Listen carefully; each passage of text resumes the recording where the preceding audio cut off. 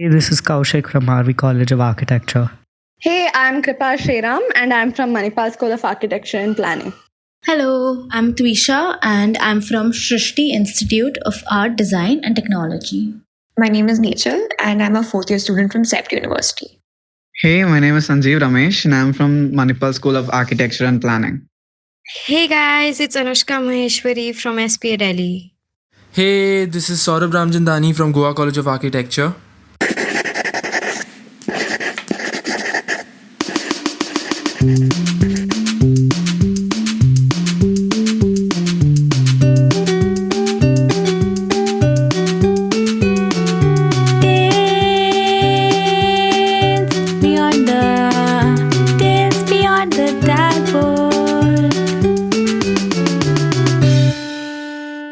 Views and opinions expressed in the podcast are purely individual and do not represent that of the colleges that are a part of it. So, welcome back, guys. Welcome back to Tales Beyond the Tackboard. This series of episodes we're going to talk about the problems relating design and what design students go through and how to deal with these. And I think taking the current pandemic situation in mind, the whole shift from offline classes to online classes is the biggest shift ever. So I think we should cover that first. So what do you guys think? Like, what's the shift been like? So I think for us, at first it was celebratory. We got to know, I think in March, that college is going to close and we might or might not have classes, and everyone was like, yay. But after I think a month, you begin to realize how important studios are. And it's been weird. We've tried to find our ways. So I was just going to ask, did you guys, did you start online classes only after universities mandated it, or like did teachers just start on their own? What was that like? I feel like we got the email that all classes will be online like 2 days after they said you can go home. So that switch from, offline to online happened pretty quick. So it immediately, it's just been like that forever now. The thing that we didn't know that was going to happen was how much of your stuff do you pack and take back home? Because I know so many people that just packed for 2 weeks and then had to get like movers and packers to get all their stuff. I know someone that left a new laptop back in like the apartment. So she just come back in 2 weeks. People were actually considering some of these people who lived over here in apartment complexes, our landlords were they weren't sure whether they should charge as much. Yeah, there were people that renewed their lease as well. Like in my college, 80% live outside campus, not in like hostels. So what happened when the lockdown started, so they all just packed their bags and left. But they still had to pay rent for the 6 months, and not just rent, like some of them are paying electricity bills as well. So that was crazy. Like my friends have lost like 40 to 50K on this. Someone had left their phone on charge, in one of these rooms, and the thing caught fire during the lockdown. God. Nobody was there in the building, and that story escalated really quickly. Yeah, I swear. So apparently the neighbors thought there was something black leaving the window. And oh my God. The owner, they were like, something's on fire in the building, and all of that happened. Was this shift very smooth for you guys? Like, were you okay working online? Like, were you fine? It was really cool in the starting because we said we didn't have a lot of internet. Like there were people from places where they had to climb hills to get connection. So they were like, we don't have a lot of internet. So what they did was we can just attend 2 or 3 hours of classes every day. So we just had maximum 3-hour classes for 2 months or something. We just faked the faculty that, we don't have internet. We don't have internet itself. A calm chore. The most common excuse. Everyone has at some point, everyone has said their mic is not working or their internet is bad. It's raining. Every single excuse we have used, and we know who we are. Excuses being aside, NCR Delhi just genuinely has really bad electricity, and it just keeps tripping throughout the day. So sometimes it's legitimate that we cannot attend the classes. Where there's a will, there's a way. Buy a UPS. No one wants to do that. So we had a brief gap. We had the end of 6th semester and the start of 7th semester. So end of sixth semester was smooth because we didn't have any classes and it was only the final submissions. But then came the seventh semester where we had to attend classes, and that was pretty new for us. So, did you guys experience a lot of awkward silences in the class? The entire class was an awkward silence. Entire class was like, yeah. So, Where the teacher was just like, can someone please switch on their video and respond? There's this funny story. Like we had a studio class going on. So we have Google Meet. So the link is same. So our studio ended. A friend of mine maybe slept. And then from the same link, we had an extra class to clear our doubts for the studio. And then suddenly he was also in the meeting, but he was sleeping and he was from some other group. Suddenly he wakes up and he's like, how's this, guys? Kya chal raha hai? And the faculty was hearing that. And it was such an embarrassing, funny moment, like crazy. In my college, like one person was talking about the faculty and she was not muted. And the faculty was taking out class despite having a headache that day. Oh, wow. Oh my God, that happened with Agrima.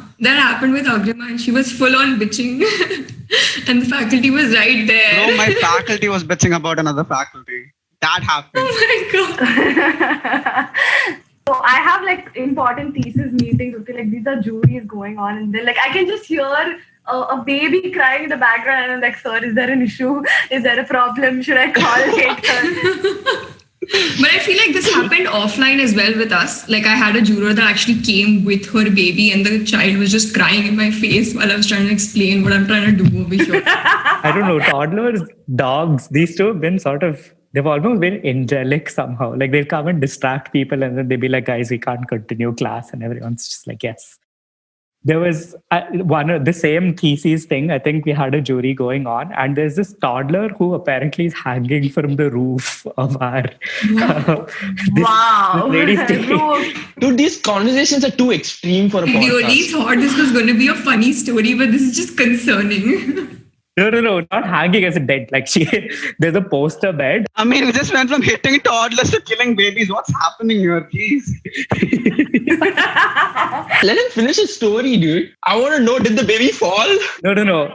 There was just a moment. So this lady was talking to us and her eyes just go really wide and her kid is just hanging off the poster bed. And she switched off the camera after that. But then we have like that one screenshot running where you have the faculty in front and the thesis just hanging off the poster bed in the back, which is the toddler. You know what happens with this whole online thing is, so when we used to have like a discussion, okay, I'm discussing my design, okay, I would just go to a faculty member, lay out my sheets and I would explain the section using my pencil and I would draw stuff in front of him. And as and when he or she is giving me ideas, telling me what to do, I'm sketching it out and showing them, this is what I'm thinking of as you're giving me ideas. That's something that we can't do. And I spend about like at least 3-4 hours just trying to make a presentation of my design so that I can show it on my screen. The fact that you can't pin up your sheets on your tack board anymore and just scribble all over it for a discussion is ridiculous. And having to make a full-blown presentation for every class.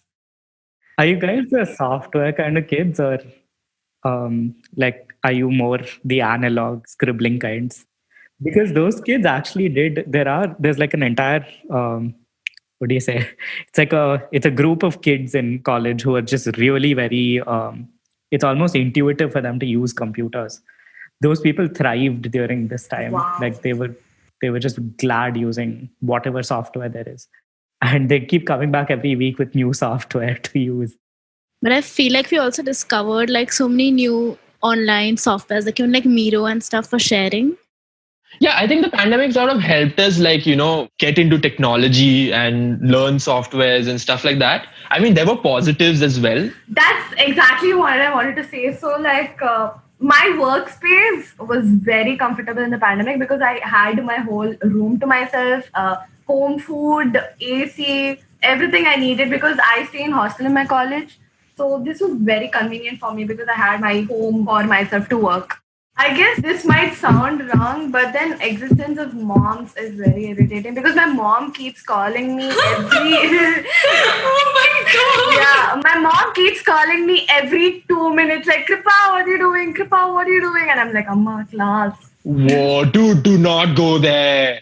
I was like attending class and I was actually giving a presentation and my dad just walks in. He's like, why didn't you do that work? I'm like, Dad, I'm like trying to do something here. And he's like yelling at me and I forgot to do something. Okay. He told me to like, I don't know, get something from some store and I didn't do it. And he's just yelling at me and like everybody's listening.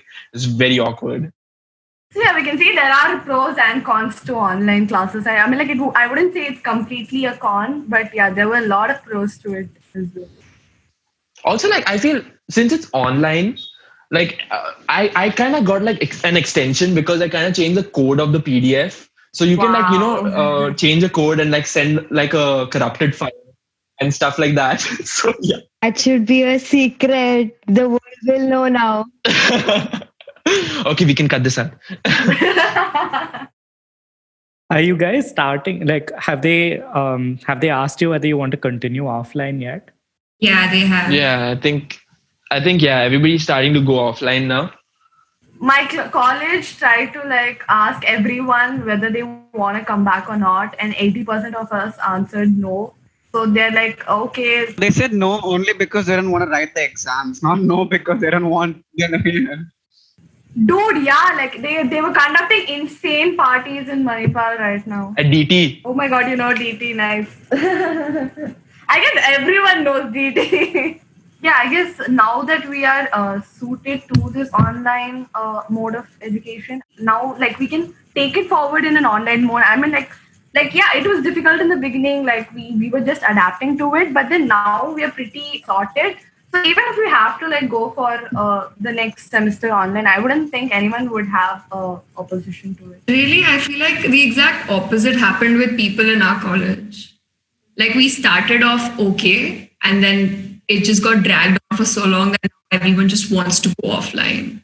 Yeah, I mean there were pros and cons to this whole thing, but I feel you know like we can weigh them out, balance it, and what's done is done. Let's look forward to having a great semester ahead.